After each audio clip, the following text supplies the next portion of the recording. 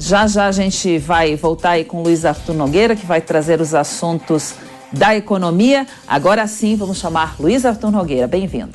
Bom dia, Cláudia Bartel, bom dia a todos. Muito obrigado a você pelo carinho da sua audiência. Está no ar o Mercado Financeiro com as principais notícias da economia, do mundo das finanças, numa quinta-feira ainda muito agitada, após a super quarta-feira aqui no Brasil e no exterior. No exterior nós tivemos a decisão do Fed, o Federal Reserve, Banco Central Americano, que reduziu o ritmo de alta de juros. Nas últimas reuniões era um ritmo de 0,75%, foram 4 reuniões consecutivas de alta de juros de 0,75 ponto percentual e ontem esse ritmo foi reduzido para meio ponto percentual. Ainda assim, os juros têm perspectivas de alta lá nos Estados Unidos. Agora a taxa básica está entre 4,25% e 4,5% ao ano e a expectativa do mercado é que vá ultrapassar os 5% para combater a inflação. A inflação que felizmente vem dando sinais positivos nos Estados Unidos.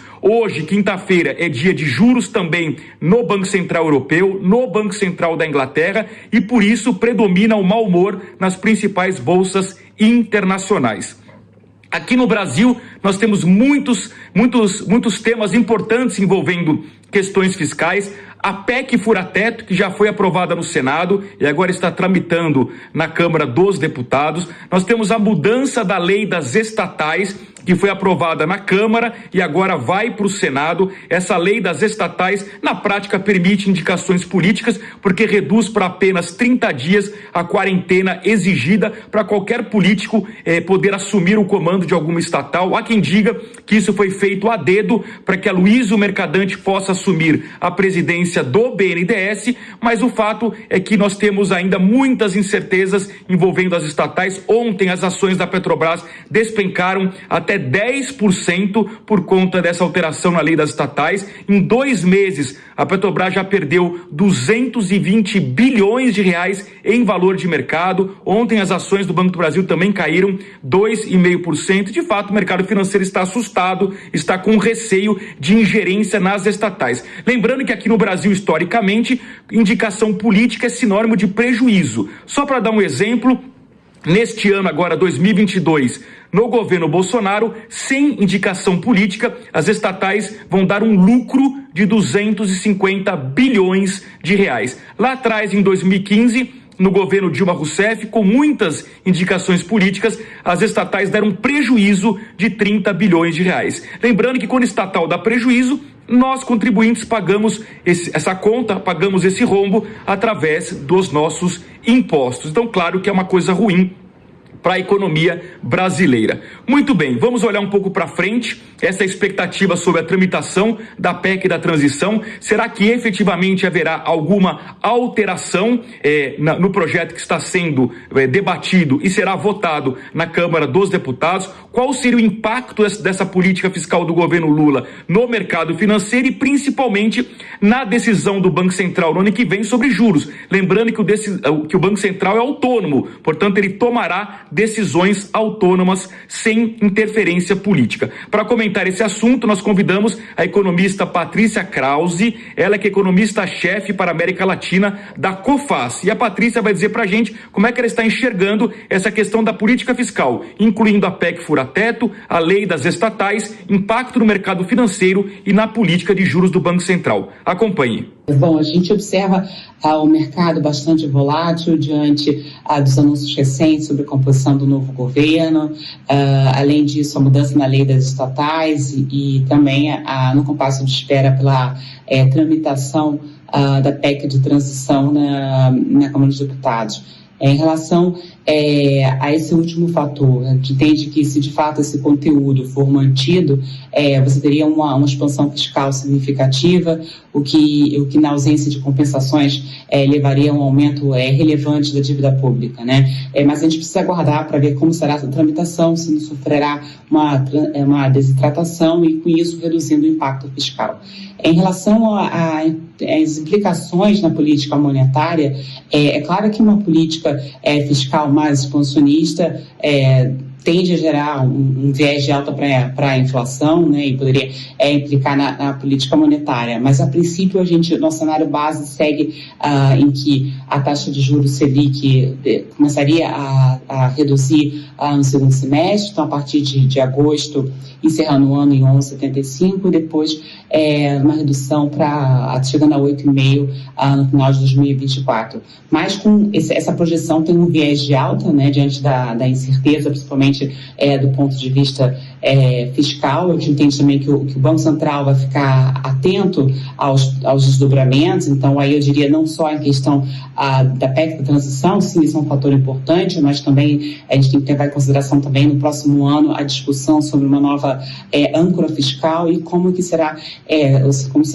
esse desenvolvimento no próximo ano, né? Então isso também poderia ter implicações para a política monetária em 2023. Essa foi a Patrícia Krause, economista-chefe da COFACE para a América Latina. Eu queria aqui também pontuar aspectos positivos. O ministro da Fazenda, Fernando Haddad, no governo Lula, tem feito declarações importantes sobre responsabilidade fiscal. Acho que é importante que o homem forte da economia dê esse tipo de sinalização para o mercado. Aliás, ontem ele deu declarações muito parecidas com comentários que eu tenho feito aqui no programa Mercado Financeiro pela Jovem Pan News. O Haddad disse que esse não é o momento de aumentar gasto público para estimular a economia. Ele está correto. Não é o momento de fazer isso. Ele também disse que uma boa política fiscal vai ajudar o Banco Central a reduzir juros, e aí sim, a redução de juros através da política monetária poderá estimular o PIB, Produto Interno Bruto. Ele também está correto.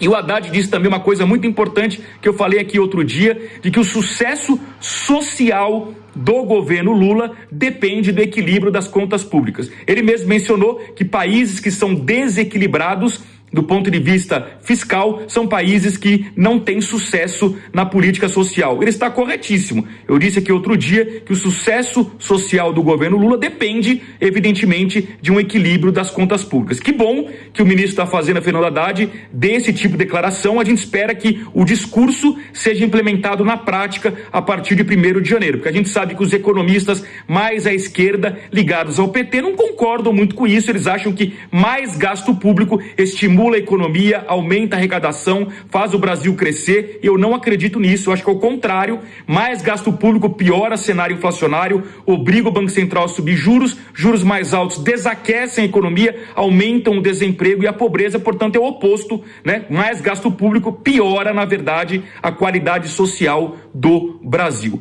Muito bem. Hoje, quinta-feira, também saiu um dado importante de inflação, o IGP-10, medido pela Fundação Getúlio Vargas. Nós estamos há vários meses com deflação.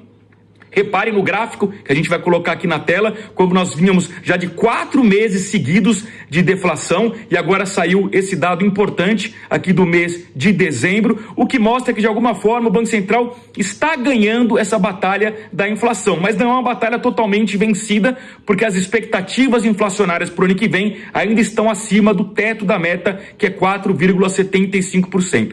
No próximo gráfico fica um pouco mais claro, porque a gente vê aqui o acumulado em 12 meses. Repare que há vários meses a gente vem numa tendência de queda da inflação acumulada em 12 meses, o que é muito positivo, ajuda o Banco Central nessa difícil batalha. Para comentar os detalhes do IGP-10, por que o índice está ajudando o Banco Central no combate à inflação, quais são os pontos, os itens que estão caindo de fato de preço, quais são os itens que ainda pressionam o bolso do consumidor e qual é o impacto na própria política do Banco Central, a gente pediu o comentário do professor Rodrigo Simões, ele que é economista e professor da FAC-SP. Acompanhe. Olá, vamos aqui falar sobre o IGP-10, que é um indicador de inflação medido pela FGV, a Fundação Getúlio Vargas. Bom, o IGP-10, ele é um indicador de inflação composto de 3 subíndices, que é o IPA do produtor, que é o IPC do consumidor e que é o do INCC da construção civil. O do produtor teve uma variação de 0,31, o do consumidor teve uma variação de 0,58 e o da construção civil uma variação de 0,36. E o índice como um todo teve uma variação de 0,36 nesse indicador agora medido em dezembro. Mas vamos focar dentro do indicador do IPC, que é do consumidor. Basicamente, das 8 classes que nós temos nesse indicador, 3 tiveram retração, que foram saúde, vestuário e educação. E as demais 5 tiveram crescimento, como alimentação, transportes, despesas diversas, habitação e comunicação.